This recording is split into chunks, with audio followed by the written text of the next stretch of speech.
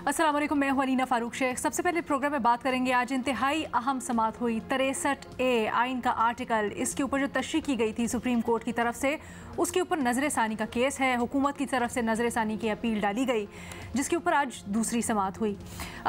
आज जो 5 रुकनी बेंच था उसमें मुख्तलिफ रिमार्क्स भी दिए गए और सवालात भी किए गए। आज जो बार काउंसिल के सदर हैं उन्होंने बुनियादी तौर पर जो सारा का सारा मामला था उसको एक्सप्लेन भी किया, और जो बुनियादी फ़ैसला दिया गया था यानी तशरीह की गई थी उसके ऊपर क्या रिजर्वेशंस हैं क्या नहीं हैं वो भी अदालत को उनकी रहनुमाई किया, समझाया।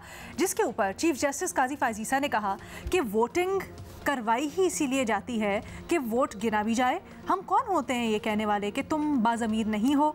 फिर आगे जाकर उन्होंने कहा कि अदम एतमाद में अगर वोट गिना ही ना जाए तो फिर वज़ीर आज़म को हटाया ही नहीं जा सकता। जिसके ऊपर सुप्रीम कोर्ट बार के जो वकील हैं शहजाद शौकत, उन्होंने कहा कि ये फ़ैसला आइन दोबारा लिखने के जैसा है। मज़ीद भी बड़ी दिलचस्प रिमार्क्स दिए गए जिसको हम आगे जाकर प्रोग्राम में डिस्कस करेंगे।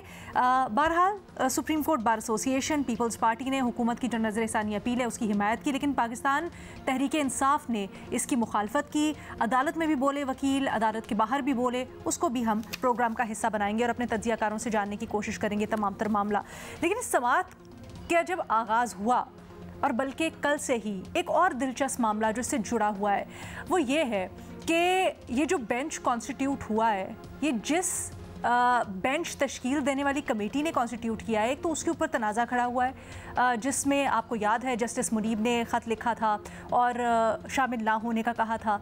लेकिन फिर ये 63A का केस लग जाना जिसमें जस्टिस मुनीब अख्तर को शामिल होना था, क्योंकि एक रिव्यू पिटिशन है, वो उनका शामिल ना होना, कल उनका एक ख़त के ज़रिए अदालत को इन्फॉर्म करना कि वो इस बेंच में क्यों शामिल नहीं हो रहे, और उनके मुताबिक ये जो बेंच तश्कील दिया गया है और जिस तरह से ये समाअत के लिए मुकर्रर किया गया है ये गैर आइनी है।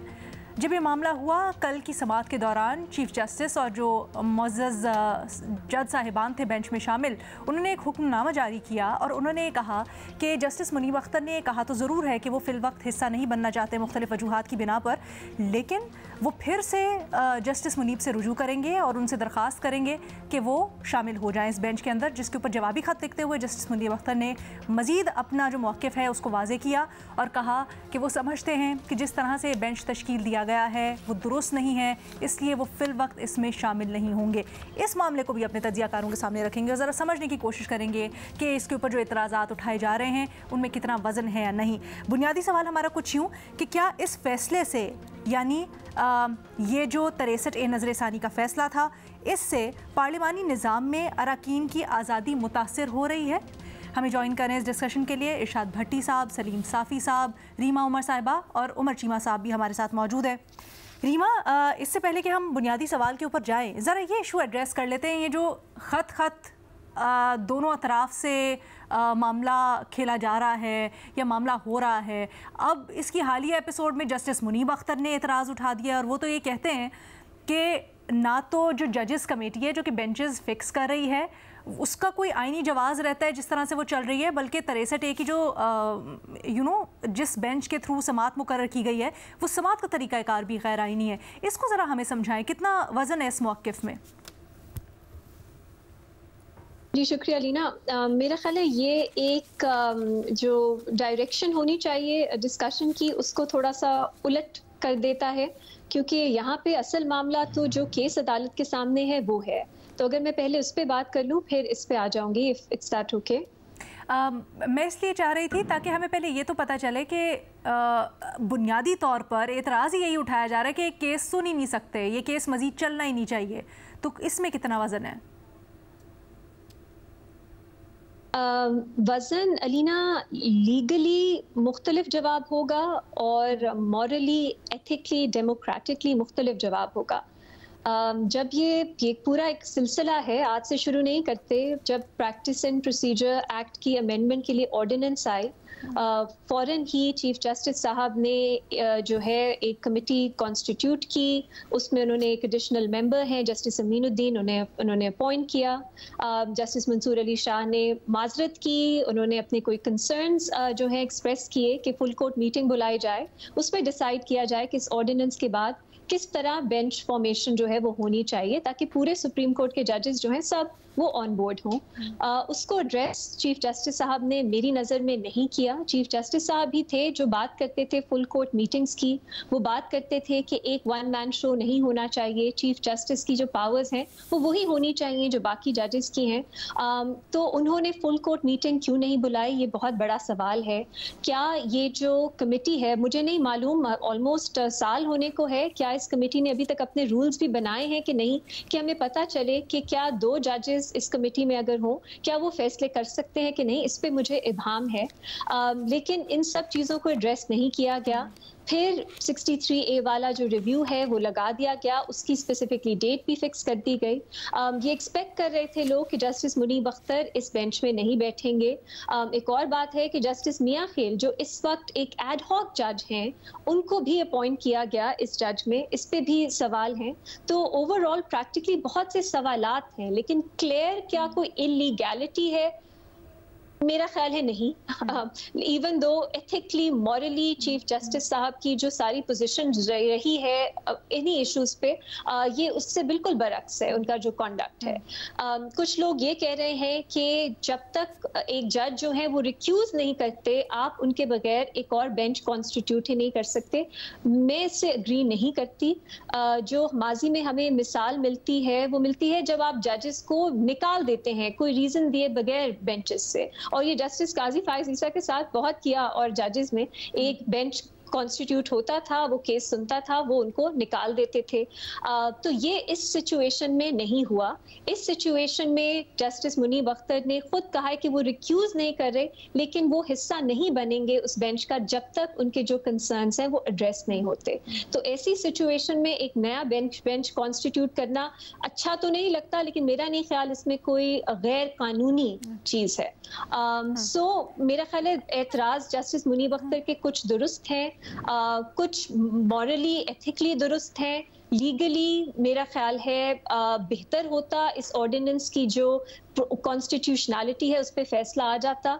लेकिन मेरा नहीं ख्याल मैं इस एक्सटेंट तक जाऊंगी, ये कहूंगी कि रिकॉन्स्टिट्यूशन इन इटसेल्फ गैर कानूनी या गैर आईनी है। लेकिन ये एक ओमिशन होगी अलीना अगर मैं ये पॉइंट आउट ना करूं कि ये आज से शुरू नहीं हुआ मामला। मैं देख रही थी, पढ़ रही थी वापस वो जजमेंट्स, तो 2-3 साल से हम देख रहे हैं जिसमें जस्टिस मुनीब अख्तर उस बेंच का हिस्सा थे जिसने चीफ जस्टिस का कहा था कि सिर्फ चीफ जस्टिस वो मोटो पावर्स जो हैं वो एक्सरसाइज कर सकते हैं। बहुत ज्यादा एम्फेसिस था चीफ जस्टिस की पावर्स पे। वो हमने और भी इस तरह के मामला देखे जिसमें जस्टिस काजी फायज ईसा और जजेस ने कुछ फैसला दिया, उसको रिकॉल कर दिया गया उस बेंच ने से जिसमें जस्टिस मुनीब अख्तर उसका हिस्सा थे। तो अब वो जो पोजीशन ले रहे हैं, मैं ये कहने पे मजबूर हूँ विद ऑल ड्यू रिस्पेक्ट कि पिछले साल और उससे पहले हमने उनका कॉन्डक्ट इससे बिल्कुल कॉन्ट्ररी देखा कि जब और जजेस यही एतराज़ात उठा रहे थे तो जस्टिस मुनीब अख्तर दूसरी साइड पे थे। तो ये एक क्रिएट करता है उलझन कि सिर्फ जजेस में नहीं रीना, कमेंटेटर्स में आप देखें, मैं देख रही थी अपनी पुरानी पोस्ट्स और आर्टिकल्स, वो लोग जो बहुत ज़्यादा जिन्हें महसूस हो रहा है कि चीफ जस्टिस जो है उनके इख्तियारात में के वो रिस्ट्रेंट का मुजाहिरा करना चाहिए, डेमोक्रेटिक होने चाहिए। जब ये बात हम करते थे पिछले साल और उससे पहले तो हमें कहा जाता था कि नहीं, उन्हीं का इख्तियार है, वो मास्टर ऑफ द रोस्टर है, वही है जो father of the supreme court हैं, वही है जो फुल कोर्ट मीटिंग बुला सकते हैं। पावर नहीं तो फिर चीफ जस्टिस के पास कुछ रहता ही नहीं। हाँ बिल्कुल बिल्कुल, एग्जैक्टली राइट। तो फिर फायदा क्या? सो अब ये पॉइंट आउट करना जरूरी है कि हमने बहुत ज्यादा यू टर्न्स देखे हैं। चीफ जस्टिस के यू टर्न्स बहुत वाजे हैं मेरी नजर में। फुल कोर्ट मीटिंग नहीं बुला रहे, खुद वन मैन शो उन्होंने फिर से कर दिया, जो हम बैक टू स्क्वायर वन जिसकी मैं बात कर रही हूँ। कुछ समझ नहीं आती, आज उन्होंने जस्टिस नईम अफगान को बेंच में उसका हिस्सा बनाया। बहुत और जजेस थे, उनमें से सिर्फ नईम अफगान साहब को क्यों चुना गया, जस्टिस नईम अफगान को? Again it's the return of like minded benches, the return of हम ख्याल बेंचेस, ये सब है। लेकिन कॉन्ट्रडिक्शन या यू टर्न सिर्फ यहाँ नहीं है, मुझे मजीद भी नजर अच्छा, हमने मिनट्स ऑफ द मीटिंग जो सुबह 9 बजे मीटिंग हुई है उसको रेफर किया, तो उसमें कहते हैं कि जो उसके बाद सीनियर मोस्ट जज थे, जो अवेलेबल सीनियर मोस्ट जज थे, वो नईम अख्तर अफगानी थे, इसलिए उनको शामिल किया गया। बहरहाल अब ये आ जाते हैं इस चीज के ऊपर। अलीना चले आप देखें, वैसे इस पे भी एक हमें लिस्ट बनानी चाहिए कि जो अहम सियासी मामलात के पब्लिक इंटरेस्ट के केसेस हैं उसमें जस्टिस अमीनुद्दीन, जस्टिस नईम अफगान ही क्यों होते हैं जो चीफ जस्टिस के साथ बेंचेस पे होते हैं। बहुत से और जजेस हैं वो नहीं होते। सो मेरा ख्याल है ये नाइव होगा कहना कि ये ऐसा नहीं है। हम अगर इसकी बनाएंगे अगले शो से पहले एक लिस्ट, हम देखेंगे कि हमें ज्यादातर यही बेंचेस जो हैं वो नजर आते हैं, यही जजेस नजर आते हैं। सो अगेन ये भी नाइव होगा कहना कि इसके पीछे कोई सियासी वजूहात नहीं है, ग्रुपिंग नहीं है सुप्रीम कोर्ट में, आज भी है कल भी थी। और बहुत तकलीफ दे है क्योंकि उम्मीद थी कि पिछले साल के बाद जो सारा रिफॉर्म हुआ, कुछ बहुत अच्छे इकदाम लिए गए, उसमें हम कुछ तब्दीली देखेंगे सुप्रीम कोर्ट में। लेकिन कुछ महीने बाद again we are back to square one. अच्छा, मेरा इसके ऊपर एक फॉलो अप सवाल है, मैं चाहूंगी उसको आगे जाकर हम एड्रेस कर ले, लेकिन पहले जरा इस चीज के ऊपर आते हैं जो हम बात कर रहे हैं। आज 63 है, आपने बड़े अच्छे तरीके से हमें समझा दिया। मैं वापस आती हूँ आपके पास बुनियादी सवाल के लिए। भट्टी साहब, आप कहिएगा, नजर सानी का जो फैसला है उससे पार्लिमानी निज़ाम में अरकान के लिए रुकावट पैदा हो रही थी, आज़ादी उनकी मुतासिर हो रही थी, आप इस राय से अग्री करते हैं? मैडम शेख, मेरे भी बहुत सारे सवाल हैं और असल मामला और असल तनाज़ा ही ये बेंच है और जिस तरीक़ाकार है।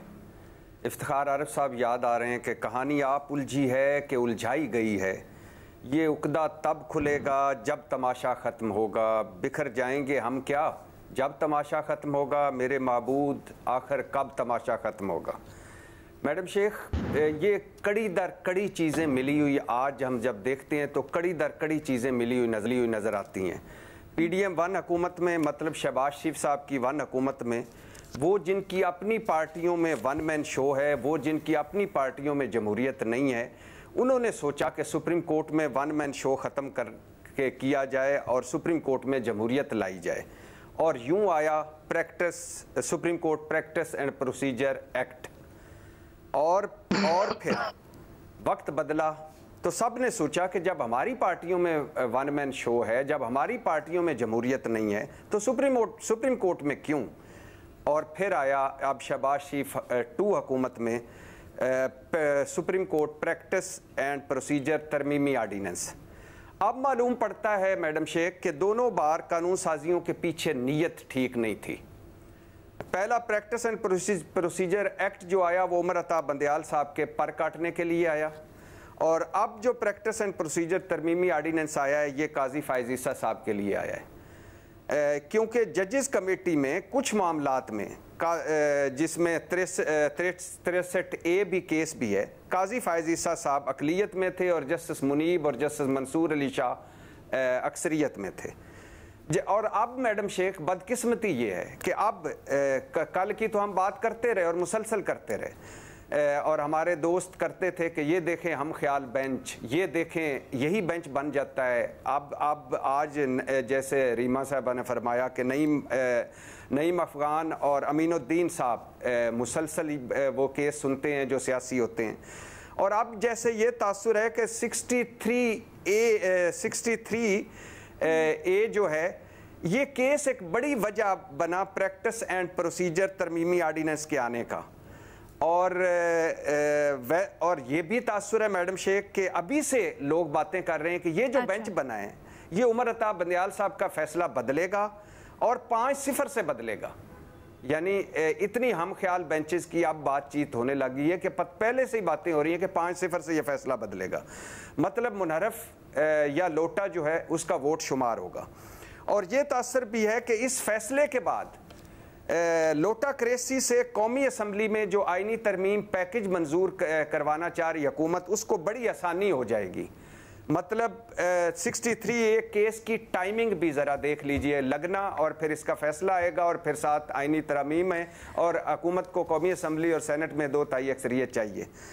मैडम शेख, अब सवाल ये है कि गुजरे कल प्रैक्टिस एंड प्रोसीजर एक्ट आने के बाद सब केसों की समाअत छोड़कर पहले practice and procedure act implement हो जाए कहने वाले काजी फायज ईसा साहब आज 2 जजेस के साथ, सिर्फ 2 मेंबरान के साथ क्यों केस लगा रहे हैं और क्यों केस सुन रहे हैं। हालांकि प्रैक्टिस एंड प्रोसीजर एक्ट या तरमीमी आर्डिनेंस में वाजे है कि जजेस कमेटी के 3 अरकान होंगे जो बेंच बनाएंगे और केस लगाएंगे।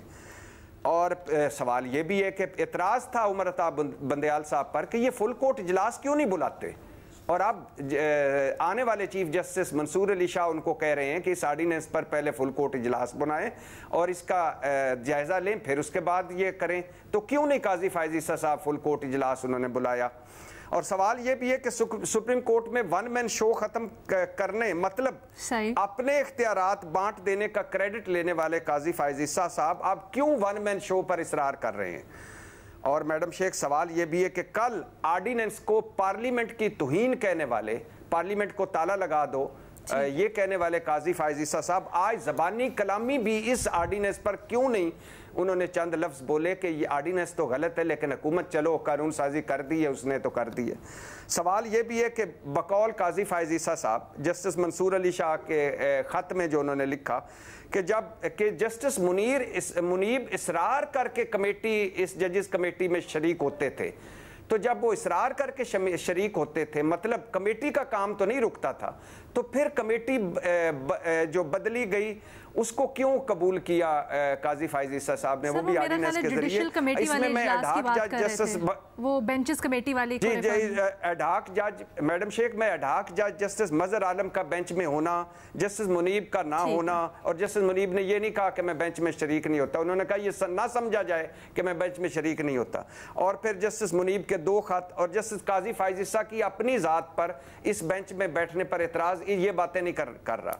और सवाल ये भी है मैडम शेख कि अगर उमर अता बंदयाल ने 68 में आइन को नए सिरे से लिखा, यह तासुर है, तो केपी पंजाब वफाक के इलेक्शन पर जिन्होंने आइन को नए सिरे से लिखा, सुप्रीम कोर्ट के फैसलों जजेस के फैसले में है कि सर बड़े बुनियादी से डिफरेंसेस हैं। हम बड़ी दफा 63 है कि फैसले को जो तशरीह आई थी उसको डिस्कस भी कर चुके हैं। नहीं बस मुझे बुनियादी सवाल के ऊपर जवाब दीजिएगा ना। आखिरी जुमले पे हूं मैं, तो उसको सुन लीजिएगा। तो जिन्होंने दूसरी तरफ आइन को नए सिरे से लिखा, आइन को की खिलाफ वर्जी की, उनका भी कभी कोई होगा। और सवाल ये भी है मैडम शेख कि अब ये 63A की इतनी जल्दियां क्यों हैं?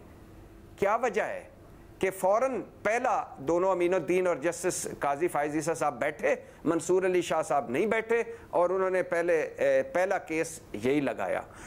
अब जहां तक ये पार्लिमानी आपने कहा कि आज़ादी, मैडम शेख क्यों आप इससे एक और अच्छा आगे कदम जाएं? मैं तो लोटाक्रेसी के खिलाफ हूं वैसे, लेकिन आप एक और कदम जाएं, ये कानून ख़त्म कर दें, इजाज़त दे दें कि जो अपने ज़मीर के मुताबिक फ़ैसला करना चाहता है किसी भी मामले पर, अदम एतमाद के मामले पर, आइनी तरमीम के मामले पर, वज़ीर आला के वोटिंग के मामले पर, वज़ीर आज़म के वोटिंग के मामले पर, सदर के, स्पीकर के, डिप्टी स्पीकर पे, तो वो आज़ाद होगा, उसको वोट डालने का हक होगा, वो जिसको भी वोट डालना चाहे। अगर आप चाहते हैं कि वोट की इज्जत हो और अगर आप चाहते हैं कि सारे ज़मीर के मुताबिक, तो आपके ख्याल से आज़ादी बिल्कुल मुतासिर हो रही, क्योंकि इसके बारे में एक काउंटर आर्ग्यूमेंट भी मौजूद है ना, वो भी हम आगे चल के लेते हैं। उमर चीमा साहब, भट्टी साहब कहते हैं जल्दबाजी में लगाया गया केस, पॉलिटिकल मकासद है इसके पीछे। दूसरा, वो ये नहीं समझते, कहते हैं जो तशरीह हुई है बिल्कुल दुरुस्त है, इससे कोई आज़ादी मुतासिर नहीं हो रही, बल्कि हॉर्स ट्रेडिंग को रोका गया। आप इत्तेफाक करते हैं? भट्टी साहब से कौन इख्तिलाफ कर सकता है? भट्टी साहब ने बड़े ज़ीरक किस्म के और बड़े एक दर्दमंद किस्म के शहरी हैं, तो हम उनकी सारी बातों से एग्री करते हैं। लेकिन मसला ये है कि भट्टी साहब जो कह रहे हैं ना कि ये क्यों लाया गया है, बेसिकली इस सारे केस की इब्तदा या ये है पॉलिटिकली मोटिवेटेड केसेस हैं। जो आगाज हुआ था, जिधर से ये सारी बहस का शुरू हुई, ये 63A की जो तशरीह हुई वो भी सियासी थी। उस टाइम भी मकसद जो है वो पंजाब के हवाले से था, और अभी भी अगर मैं नहीं, मुझे वैसे इस बारे में अबहाम नहीं है कि अभी जो है कोई एक बड़ा एक बिल्कुल आइसोलेशन में केस डील हो रहा है, अभी भी रीजन जो है उसकी पॉलिटिकल है। लेकिन इन बातों का एंड किधर होगा? ये अगर कश्मकश चलती रहेगी तो मेरे ख्याल है कि यही है कि कोई हर एक दूसरे से बदले लेता रहेगा। जिस तरह रीमा बात कर रही थी कि जो वो कह रही थी कि जो जस्टिस मुनीब का कंडक्ट पहले था या जो जस्टिस काजी फायज़ ईसा, उनके जो ख्यालात थे उनमें भी एक तब्दीली नजर आई। तो अब मसला ये है कि मैं एक चीज को जो देखता हूं कि इधर अगर हम इस चीज के दावेदार हैं या एक चीज को प्रीच जरूर करते हैं कि लोगों को एक्सक्यूज मी कानून पर अमल करना चाहिए और हमारे रवैये जमहूरी होने चाहिए, लेकिन हम जो है वैसे आमराना रवैये उनको पसंद करते हैं। ये जब प्रैक्टिस एंड प्रोसीजर वाला लॉ आया और काजी साहब जो हैं उसको उन्होंने इन लेटर एंड स्पिरिट इंप्लीमेंट किया, तो जो लोग अगर कोई वो किसी से इख्तलाफ रखते थे, बैसीते चीफ जस्टिस भी वो माइनॉरिटी में चले जाते थे, तो बाकी लोग उनका मजाक उड़ाते थे। कभी किसी ने उनको अप्रिशिएट नहीं किया कि उन्होंने अपना इख्तियार सरेंडर किया है। और अब जो है, अब चूंकि वो अब ऑर्डिनेंस आ गया है, अब वो पावर जो है दोबारा से अपने ऑफिस में कंसंट्रेट कर रहे हैं, अब लोगों को इतराज होना शुरू हो गया। तो हमारा रवैया जमहूरी नहीं है, हम किसी जगह पर नहीं देखते। इवन जो अदालत है, अदालत भी अपने आप को एक आमराना अंदाज में चलाने की कोशिश करती है। अगर कोई उसमें से कोई जमहूरी आदमी का जज आगे आ भी जाए तो दूसरे उसको इतने प्रेशर में ले जाते हैं कि अल्टीमेटली एक सक्सेस का मेजर जो है वो यही बन जाता है कि वो कितना अपनी मर्जी मनवाता है। और ये बात जो है हमें हर फील्ड में नजर आती है। तो मेरा ख्याल है कि यही एक जो बात यह है कि जो भट्टी साहब कह रहे हैं कि 63A की तशरीह उन्होंने ठीक की है।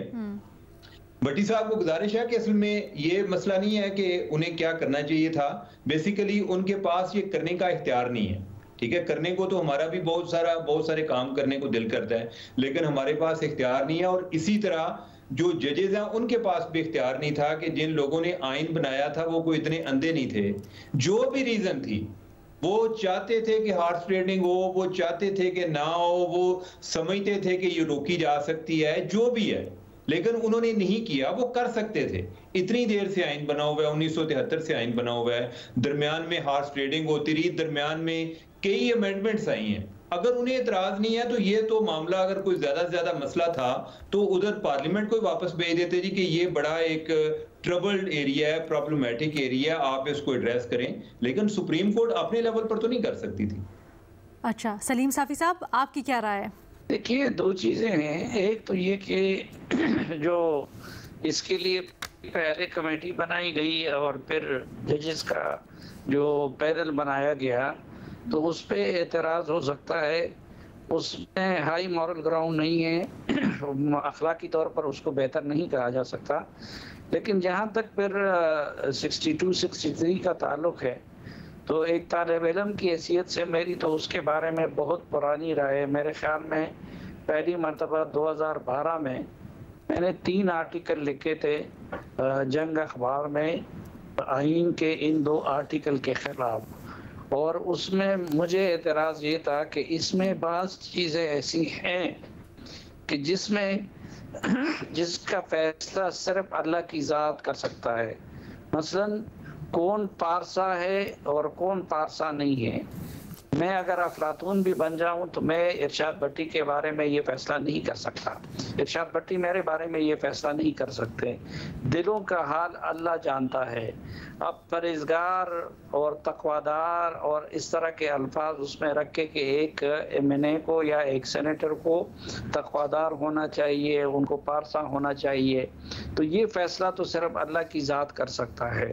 तो मुझे इस पर बुनियादी एतराज़ ये था कि बहुत सारी चीज़ें जो कि अल्लाह का इख्तियार था, वो उसमें इन दो आर्टिकल्स के ज़रिए वो इख्तियार इंसानों के हाथ में दिया गया है, और अगर इसको उससे पाक किया जाता है तो मुझे उस पर खुशी होगी।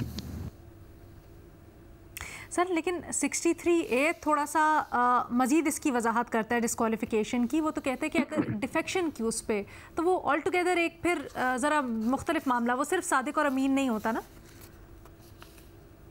डिफेक्शन के भी देखें, एक तो वो चीज़ें हैं कि अगर मतलब आपने पार्टी लाइन को नहीं किया तो फिर उसके ऊपर जो लागू होता है, एक वो चीज़ें हैं कि जिसका इंसान उसका फ़ैसला कर सकते हैं, तो उसमें तो इनका इतलाक़ कोई मुश्किल बात नहीं है। मसलन अगर ये शर्त रखी जाए कि किसी को अदालत से सज़ा ना हुई हो, तो वो तो फिर दुरुस्त बात है। या फिर ये कि वो वोट देने के मामले पे वो फिर फैसला किया जा सकता है कि अगर ने डिफेक्शन की तो उसके खिलाफ कार्रवाई हो या ना हो। अब इसमें भी दो चीज़ें हैं। एक तरफ तो हम ये कहते हैं कि भाई ये इख्तियार नहीं होना चाहिए कि अपने लीडर की मर्जी के खिलाफ कोई अपना वोट इस्तेमाल करें, लेकिन दूसरी तरफ हम दिन रात कहते हैं कि हमारे लीडर वो डिक्टेटर बन गए हैं इसकी वजह से। अब मसलन ये पिछले हफ्ते हमने ये मंजर देखा कि MNAs और सेनेटर्स को ये कहा गया था अपने लीडरों की तरफ से कि आप लोग इधर इस्लामाबाद में रहें और किसी भी वक्त असम्बली का इजलास हो सकता है और सेनेट का इजलास हो सकता है और उधर गिनती हो सकती है, लेकिन उनको न मुसविदा दिया गया था, न उनको ये बताया, उनको कोई तफसील बताई गई थी। बस उनको और बेचारों को जुम्मे के दिन भी इधर रखा गया, हफ्ते के दिन भी इधर रखा गया, इतवार के दिन भी इधर रखा गया। तो उस वक्त आप देखें तो हमारे MNAs और सेनेटर वो पार्लियामेंट वो आईन साज और कानून साज अफराद की बजाय बिल्कुल गुलाम नजर आ रहे थे। तो कुछ लोग उस पहलू को मद्देनजर रख के ये राय रखते हैं कि भाई डिफेक्शन का क्लास भी ख़त्म कर देना चाहिए, लेकिन मेरी ज़ाती राय ये है कि डिफेक्शन का क्लास ख़त्म नहीं करना चाहिए। सर मसला ये था कि आइन का आर्टिकल ये कहता था कि मुख्तलिफ़ सूरतों में जब आप वोट देते हैं तो पार्टी की जो पॉलिसी है उससे रूगर्दानी करने पर आप नाअहल हो जाएंगे, लेकिन फिर उसको जब तशरीह करवाई गई, पंजाब के इलेक्शंस का मामला बना, तो तशरीह में कहा गया ना सिर्फ अगर आप पार्टी हेड की इंस्ट्रक्शन के ऊपर अमल ना करने पर आप डिस्क्वालीफाई हो जाएंगे, नाअहल हो जाएंगे, बल्कि आपका वोट भी नहीं गिना जाएगा। अब क्या इससे पार्लियामेंट की आज़ादी, पार्लियामेंटेरियंस की आज़ादी मुतासिर हो रही है या नहीं हो रही है? एक छोटी सी ब्रेक लेते हैं, रीमा उमर साहिबा का तज्जिया शामिल करेंगे उसके बाद। 63A की जो तशरीह की गई सुप्रीम कोर्ट की जानिब से, क्या उससे पार्लिमानी निज़ाम में अरकान की आज़ादी मुतासिर हो रही है? हम तज्जियाकारों के सामने सवाल रखा है। रीमा, आपसे अब समझना चाहेंगे, क्या समझती हैं 63A का फ़ैसला पार्लियामेंटेरियंस के लिए किस तरह से उनको रिस्ट्रिक्ट कर रहा था? देखिए रीना, ये अनपॉपुलर ओपिनियन है, लेकिन मेरी समझ और जो मेरी इस पे राय है वो ये है कि गलत फैसला चाहे वक्त सही हो या ना हो उसको ख़त्म कर देना चाहिए। उसको आपकी जो प्रेसिडेंट है उसके तौर पे इस्तेमाल होने की गुंजाइश ही नहीं रहनी चाहिए। ये परफेक्ट वक्त नहीं है, प्रोसीजरली बहुत से इश्यूज हैं। एक ओवरऑल ये जो सुप्रीम कोर्ट बेंच इस केस को सुन रहा है, बहुत से लेजिटिमेट सवालात हैं उस पर। जो कॉन्टेक्स्ट है कि ये क्यों किया जा रहा है उस पर भी बहुत सीरियस कंसर्न्स हैं। बट दैट सेड, ये फैसला होना ही नहीं चाहिए था। शुरुआत ही इसकी गलत थी, क्योंकि बहुत सी जजमेंट्स होती हैं सही गलत, उसमें डिफरेंस ऑफ ओपिनियन हो सकता है। मेरी नज़र में ये एक ऐसा फैसला है जिसमें मैंने फिर से कल पढ़ने की इसको कोशिश की कि शायद I missed out on something उस वक्त जब भी आ रहा था, लेकिन मजीद प्रॉब्लम्स नजर आए। मैं आपको 3-4 प्रॉब्लम्स गिनवा देती हूँ। पहला तो ये कि आइन की इंटरप्रिटेशन होलिस्टिकली करनी चाहिए, कि आप पूरे आइन को इकट्ठा देखें, उसमें फंडामेंटल राइट्स को एक प्रेफरेंस देनी चाहिए कि आप बाकी प्रोविजंस को फंडामेंटल राइट्स के हिसाब से देखें। लेकिन आप बिल्कुल ही जो लिखा हुआ है उसको नया मीनिंग या नए वर्ड्स उसमें ऐड नहीं कर सकते। ये एक बहुत बुरा तरीका है आइन की इंटरप्रिटेशन का। मैं कहूँगी ये जुडिशल जो एक पावर है उससे ट्रेस पास करता है, और इसीलिए हम देखते हैं फिर ये कंसर्न्स भी आते हैं उन फैसलों में भी जहाँ ये नहीं होता कि जजेस जो है वो तो आइन रीराइट कर रहे हैं। यहाँ पे हमारे आइन का स्ट्रक्चर क्लियर था कि आप वोट देते हैं। 3-4 ऐसी सिचुएशंस हैं, अगर वो वोट पार्टी लाइन के खिलाफ हो तो पार्टी की का ये हक है कि वो आपको डी सीट कर सके। हमारी बहुत सी और आइन की प्रोविजंस हैं जो इससे ही इंस्ट्रक्शन लेती थी। फॉर एग्जांपल कि हमारे यहाँ आप प्राइम मिनिस्टर को वोट ऑफ नो कॉन्फिडेंस से निकाल सकते हैं।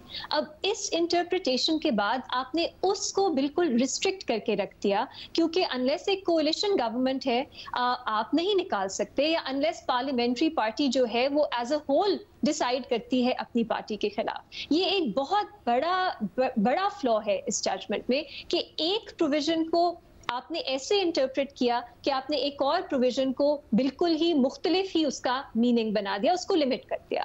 दूसरा, जहां हम आज़ादी की बात करते हैं इंडिविजुअल आपके पार्लियामेंटेरियंस की, इस फैसले में बहुत ज़्यादा एम्फेसिस है पार्टी के मैनिफेस्टो पे, कि लोग पार्टी के मैनिफेस्टो पे वोट करते हैं, पॉलिटिकल पार्टी को वोट करते हैं, इसलिए उनका हक बनता है वो फैसला करें कि उनके जो इलेक्टेड मेंबर्स हैं उन्होंने किस तरफ वोट करना है। लेकिन वो ये भी कहता है फैसला कि पार्लियामेंट्री पार्टी फैसला करेगी कि डायरेक्शन क्या होगी वोट की। अब पार्लियामेंट्री पार्टी तो जिन लोगों को, जो आपके रिप्रेजेंटेटिव्स हैं पार्लियामेंट में, असेंबलीज में, वही बनाते हैं ना। तो अगर पार्लियामेंट्री पार्टी और जो आपकी पॉलिटिकल लीडर है, पार्टी लीडर हैं, उनके बीच में कोई इशू है तो ये फैसला पार्लियामेंट्री पार्टी को, और हमारा आइन भी पार्लियामेंट्री पार्टी को प्रेफरेंस देता है। तो ये आप कैसे इस इनकंसिस्टेंसी को दूर करेंगे, क्योंकि आपकी रीजनिंग ये है कि लोग पार्टी को वोट देते हैं, लेकिन जो फैसला कर रहा है वो आप कह रहे हैं वो पार्लियामेंट्री पार्टी कर रही है। तीसरा, एक बहुत बड़ी उलझन है इस जजमेंट में जो मुझे बहुत खटकती है कि आप ये तो कह दें कि अगर आपने वोट किया और पार्टी ने आपको कहा था आपने वोट नहीं करना तो वो काउंट नहीं होगा, लेकिन अगर पार्टी आपको, आप अब्सटेन कर लेते हैं फिर क्या होगा? पार्टी कहती है वोट करें, आप अब्सटेन कर लेते हैं। मतलब इस फैसले में इसको एड्रेस ही नहीं किया गया कि क्या तसव्वुर किया जाएगा कि आपने वोट किया है। एक तरीका कार है ना जिस तरह वोट लोग करते हैं, जो आइन में दिया गया है, रूल्स में दिया गया है। अब्सटेंशन को आप किस तरह हल करेंगे, इस पे भी कुछ नहीं बताया गया। सो ये बहुत ज्यादा। और चौथा, ये एक बहुत प्रैक्टिकल मसला है कि अब जो पहले आइन की शक्ल थी उसमें क्लियर कट प्रोसीजर था। आप वोट करते हैं, वो पार्टी लाइन के खिलाफ है, पार्टी लाइन के हक में है, स्पीकर का उसमें कोई रोल नहीं है, जो भी प्रिजाइडिंग ऑफिसर है वो बाद में ईसीपी जाने, आपके पार्टी हेड जाने, आपकी पार्लियामेंट्री पार्टी जाने, वो बात का मामला है आप डी सीट होते हैं या नहीं। यहाँ पे अब उस वक्त वोट काउंट के वक्त आपने स्पीकर को इतना इख्तियार दे दिया कि उन्होंने फौरन फैसला करना है। और ये हमने पंजाब असेंबली के जो वोट ऑफ कॉन्फिडेंस था उसमें देखा कि एक कंफ्यूजन थी कि फैसला क्या है, पार्लियामेंट्री पार्टी कौन है, क्या उन्होंने सही तरह फैसला दिया या नहीं दिया, और स्पीकर ने उसी वक्त काउंट करना है। और वो किस बेसिस पे करेंगे, वो किस बेसिस पे इंक्वायरी करेंगे कि जो इंडिविजुअल मेंबर्स हैं उन तक वो डायरेक्शन पहुंची या नहीं। तो आपने जो हमारे ये जो पूरे प्रोसेसेस हैं और ये पार्लियामेंट असेंबली के अंदर है उसको बहुत कॉम्प्लिकेट करके रख दिया। सो प्रैक्टिकली भी आप देखें और कॉन्स्टिट्यूशनली भी आप देखें, मेरा ख्याल है ये बहुत बहुत बुरा फैसला है और इसको सेट असाइड होना चाहिए। प्रॉब्लम क्या है कि ये रिव्यू में हो रहा है और एक मुख्तलिफ बेंच सुन रहा है। एक एडहॉक जज हैं, वो चाहे उस बेंच में भी थे लेकिन इस वक्त तो एडहॉक हैं, वो सुन रहे हैं। तो ये रिव्यू की जुरिस्डिक्शन को मेरी नजर में बहुत ही एक वसी कर देता है और रिव्यू और अपील में अब मुझे लगता है कुछ फर्क नहीं रहा।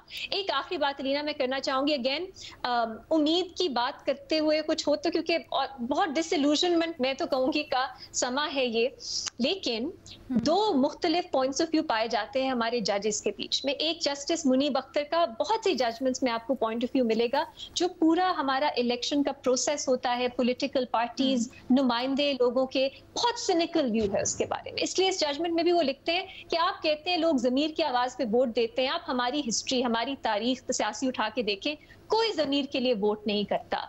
तो ये तो उन्होंने कहा एक अनहोनी चीज है, मैं इसको एड्रेस भी नहीं करना चाहता क्योंकि ये होगा ही नहीं पाकिस्तान में कभी। ये उनका पॉइंट ऑफ व्यू है और अदालत को वो देखते हैं एज अ सेवियर कि अदालत जो है वो बचा सकती है आपको।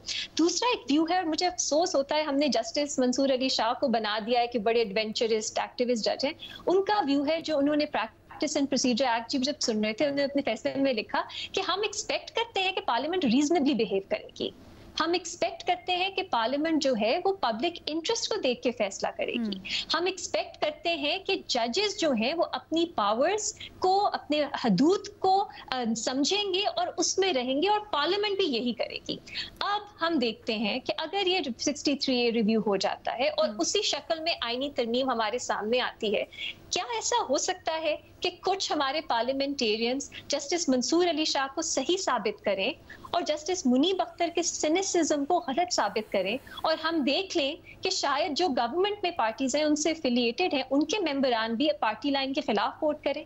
अगर उसी तरह का खौफनाक आईनी पैकेज हमारे सामने आता है, क्योंकि अगर हम होपफुल हैं तो ये दरवाजा उनके लिए भी खोलता है। पहले वो पाबंद थे, उनका वोट काउंट नहीं होना था अगर पीपल्स पार्टी या नून लीग या इन जमातों में किसी ने इस आईनी तरमीम के खिलाफ वोट करना था। लेकिन अब अगर ये रिव्यू होती है, वो भी पार्टी लाइन के खिलाफ फैसला कर सकते हैं। तो क्या लेकिन वो डी सीट हो जाएंगे, लेकिन डिस्क्वालीफाई, डी सीट वो होंगे, लेकिन वो आईनी तरमीम को ब्लॉक कर सकते हैं। तो अगर वही आईनी तरमीम का हमारे सामने ड्राफ्ट है जो मेरी नजर में बहुत ही प्रॉब्लमैटिक, खौफनाक, ओप्रेसिव ड्राफ्ट है, उसी तरह का कुछ सामने आता है, तो क्या कोई अपनी किसी की ज़मीर की आवाज जागेगी? वही बात है, क्या जस्टिस मंसूर अली शाह सही साबित होंगे या जस्टिस मुनीब अख्तर का सिनिसिज्म? ये भी हम देख सकते हैं आगे आने वाले कुछ दिनों। अच्छा, ये जो बात थी इसके ऊपर भट्टी साहब ने कुछ इख्तलाफ किया था, भट्टी साहब कुछ कहना चाहेंगे?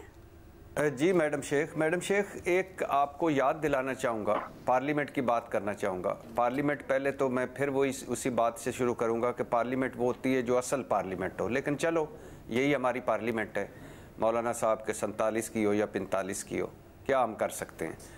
एक इसी पार्लियामेंट में जायद हामिद साहब और दानियाल अजीज़ चौधरी साहब जो वो परवेज़ मुशर्रफ साहब के लिए कानून साजियाँ करवा रहे थे और उनको वर्दी में सदर मुंतखब करवा रहे थे। और इसी पार्लियामेंट में जायद हामिद साहब नून लीग के मिनिस्टर थे और दानियाल साहब दोनों नवाज शरीफ साहब की जब नाहल हुए थे तो उस नाहली को ख़त्म करवाने के लिए वो खड़े होकर वोट दे रहे थे। अब जब मैडम शेख हर कदम पे आपके सामने है सारा कुछ, अभी ये फैसला आ जाना है और मैं फिर कह रहा हूँ एक जो अल्लाह करे कि मैं गलत साबित हूँ, लेकिन 5-0 से जो फैसला आएगा उमर अता बंदयाल साहब के फैसला ख़त्म करने का, तो उसके बाद देख लीजिएगा ये अभी जो आईनी तरमीम नहीं मंजूर हुई, इसी मंतक पे चलने के माजी में क्या होता रहा, तो फिर तो सुप्रीम कोर्ट से भी बहुत से गिले हैं। लेकिन फिर आप ही की ज़बानी और आप ही जब उमर अता बंदयाल आए तो उनके फैसलों के ऊपर या फिर बाकी अदवार में जब फैसले आए तो उनके ऊपर यकीन रखते हैं, तो माजी की बात पे अगर जाएंगे उससे थोड़ा आगे निकल आते हैं। नहीं मैडम शेख, माजी की बात मैं बिल्कुल नहीं करना चाहता। मैं कहना चाहता हूं कि जब आपको दिल करता है आप सुप्रीम कोर्ट के फैसले नहीं मानते, जब आपका दिल करता है आप सुप्रीम कोर्ट को तकसीम कर देते हैं, जब आपका दिल करता है आप सुप्रीम कोर्ट के फैसले के खिलाफ कानून साजियाँ कर देते हैं, जब आपका दिल करता है आप अपनी कानून साजी में तरमीम कर लेते हैं, जब आपका दिल करता है आप लोटा क्रेसी को जायज़ करार देते हैं। सर बट मुझे ये थोड़ा सा मुझे समझा दीजिए ना कि लोटा क्रेसी कैसे होगी, जैसे अभी हम बात कर रहे थे, ये थोड़ा सा बता दीजिए लोटा क्रेसी किस तरह से होगी या ये हॉर्स ट्रेडिंग किस तरह से होगी? मिसाल के तौर पे मैडम शेख ये 5-0 से फैसला आ जाता है कि वो उनका वोट शुमार होगा, ठीक है, और आईनी तरमीम आ जाती हैं। आईनी तरमीम आने के बाद अगर कौमी असम्बली में मौलाना साहब नहीं मानते या एक आईनी पैकेज वो ऐसा लाना चाहते हैं जिस पे कोई भी नहीं मानना चाहता, और उसमें पाकिस्तान तहरीक इंसाफ के 41 जो आज़ाद MNA हैं या पाकिस्तान तहरीक इंसाफ के कुछ बाकी जो MNA हैं, कोई भी वो वोट डाल देते हैं इस हक में कौमी असम्बली में कि ये आईनी तरमीम पैकेज के हक में डाल देते हैं, तो क्या होगा? डिसीट हो जाएंगे। तो क्या होगा? आईनी तरमीम पैकेज तो मंजूर हो जाएगा, हुकूमत को तो फ़ायदा होगा और हुकूमत तो कामयाब हो जाएगी। तो ये लोटा आप रीमा कुछ जवाब देना चाह रही हैं आपको या कुछ ऐड करना चाह रही हैं? सुन लेते हैं रीमा जी। लीना भट्टी साहब जो बात कर रहे हैं, मैं एहसास रखती हूँ उस बात का, और बिल्कुल ये दुरुस्त बात है कि पाकिस्तान में बहुत सी वजूहात हैं। यहाँ हम देखते हैं लोगों को कोर्स किया जाता है, लोगों को अबडक्ट किया जाता है, उनकी फैमिली मेम्बर्स को डराया धमकाया जाता है उनका वोट तब्दील करने के लिए, पैसा बहुत ऑफर किया जाता है उनका वोट तब्दील करने के लिए। लेकिन मैं सिर्फ ये गुजारिश करूंगी कि ये जुडिशल हर चीज के हल के लिए हमें जुडिशरी की तरफ नहीं देखना चाहिए। पीटीआई को उनके जो मेंबरान हैं उन पे काम करना चाहिए, उनसे मिलना चाहिए, इंश्योर करना चाहिए कि वो अपनी पार्टी डायरेक्शन के मुताबिक ही वोट करें। और कभी कभी ऐसा होता है कि जजेस ये देख सकते हैं कि जो उनका फैसला है उसके बाद कॉन्सिक्वेंसेस ऐसे हो सकते हैं, जैसे इस सिचुएशन में लोग को शायद मजबूर किया जाए इंसेंटिव्स के जरिए या डरा धमका के कि वो पार्टी लाइन के खिलाफ वोट करें। लेकिन जजेस भी पाबंद है ना आइन के, तो अगर आइन उन्हें ये इख्तियार नहीं देता कि वो कहें कि वोट काउंट ही नहीं होंगे, तो वो दिल पे पत्थर रख के ये कह सकते हैं कि हमें नजर आ रहा है कि ये गलत होगा, आउटकम इसका ऐसा हो सकता है, लेकिन हमारे हाथ बंधे हुए हैं क्योंकि हमने आइन हमारी लिमिटेशंस जो है वो तय करता है और ये हमारे इख्तियार में नहीं है कि हम अपनी पसंद का कोई भी फैसला दे दे इस सिचुएशन में एक आउटकम को बदलने के लिए। सो ये भी हमें जब देखते हैं ना, हम जुडिशरी इतनी पॉलिटिसाइज, ये सब बातें होती हैं और अब हम असॉल्ट भी जो देख रहे हैं सुप्रीम कोर्ट को, इसी को एक्सक्यूज बना के किया जा रहा है। कुछ हमें ये देखना चाहिए कि ऐसा इट्स ओके, जजेस को कभी हमेशा नहीं कहना चाहिए कि ये मसला है हमारे पास हल है। कभी कभी ऐसा हो सकता है कि वो बाउंड हो कॉन्स्टिट्यूशन के कि वो हल ना दे सके और उसका हल पॉलिटिकल डिस्कोर्स के लेवल पे या पॉलिटिकल सतह पे तय किया जाए। और इवेंचुअली अगर आपके पास कोई सबूत है कि किसी से जबरदस्ती वोट उनका तब्दील किया गया है, तो फिर अदालत के दरवाजे जो हैं वो खुले हैं उन सिचुएशंस के लिए। कोई भी कुछ ऐड करना चाहे, लेकिन प्लीज मुख्तसर। जी मैडम शेख, मैं एग्री करता हूँ सारी चीज़ों से रीमा उमर साहबा की। ऐसे ही होना चाहिए। आइडियलिज्म में ऐसा ही होता है कि पार्लियामेंट अपना काम करे, कोई पार्लियामेंट में मुदाखलत ना करे, और कोई सुप्रीम कोर्ट अपना काम करे, कोई सुप्रीम कोर्ट में मुदाखलत ना करे। लेकिन माहौल देखें मैडम शेख कि ये जुड़ा हुआ है फैसला बहुत सारी चीज़ों से। जैसे हम यहाँ तक पहुँचे हैं कड़ी दर कड़ी, इसलिए इसके बाद ये फैसला बहुत सारी आगे कड़ियाँ मिलाता है।